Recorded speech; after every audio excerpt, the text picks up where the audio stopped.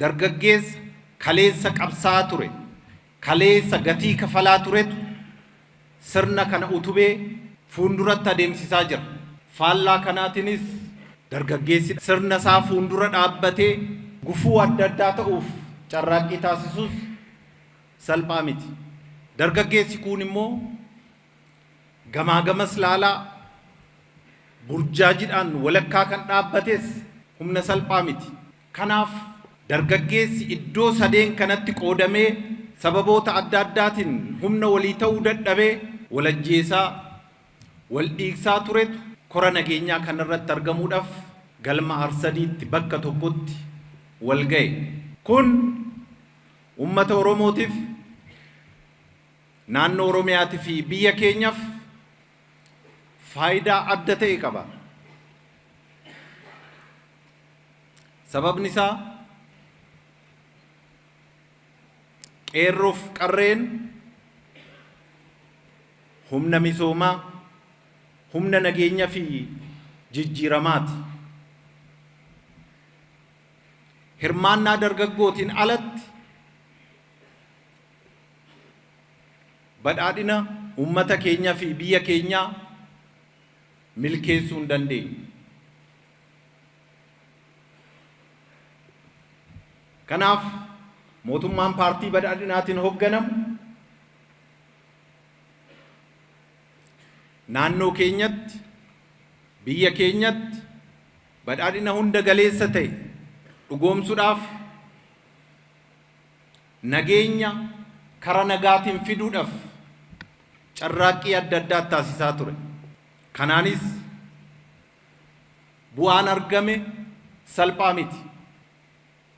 Garaagarummaan nu gidduu jiru mariif marabbaadhaan aadaa fi duudhaa qabnuun hiikuu kan dandeenyu ta'e nageenya waaraa amansiisaa fiduu dandeenya. Qeerroo fi qarreen keenya abbaa sirnaa, abbaa biyyaa ta'uu kan barbaadu yoo ta'e karaan biraan jiru. Karaan jiru karaa nagaati. Karaan jiru mariif marabbaadha. Kanaan ala wal mancaasuu ta'a malee bu'aan akka sabaatti, akka naannootti, akka biyyaatti argannu hin jiraatu. Kanaaf ofitti deebinee hanqinaalee jiru adda baafnee duudhaa qabnuun hiikaa deemuun baay'ee barbaachisaa ta'a.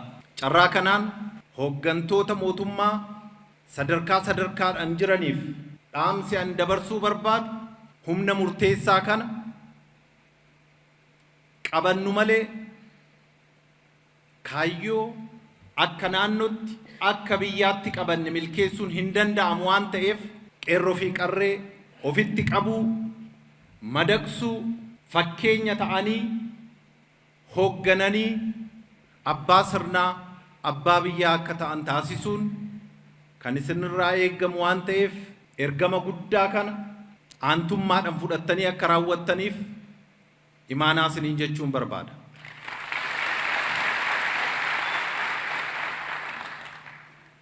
Qeerroo fi qarreen keenyas wanti isin beekuu qabdan abbaa sirnaa, abbaa biyyaa ta'uudhaaf bu'aa ba'iin isin fuuldura jiru salphaa miti. Qormaata hedduutu isin eeggata. Qormaata hunda ceetanii milkaa ta'uudhaaf obsaan, tasgabbiidhaan aadaa fi duudhaa qabnuun abbaa sirnaa, abbaa qe'ee akka taatan imaanaa isiniin jechuun barbaada. Akkaataa kanaan sirnaa fi biyya ijaaruu dandeenya. Kanaan ala falli biraan jiru. Obsaan, tasgabbiidhaan biyya ijaaruu dandeenya. Ilaalchi siyaasaa keenya gargar ta'uu danda'a.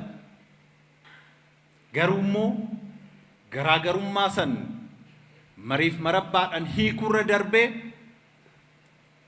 wanti afaan qawweetiin akka walajjeefnu nu taasisu wan tokkos wanta hin jirreef obboleeyyan keenya obboleeyyan burjaajii akkanaa keessa jiran gorsitanii karaa sirriitti deebisuun qeen Oromoo qee nagaa, qee misoomaa, qee badhaadhinaa akka ta'u gahee keessan akka baatan irra deebi'ee imaanaa isiniin jechuun barbaada.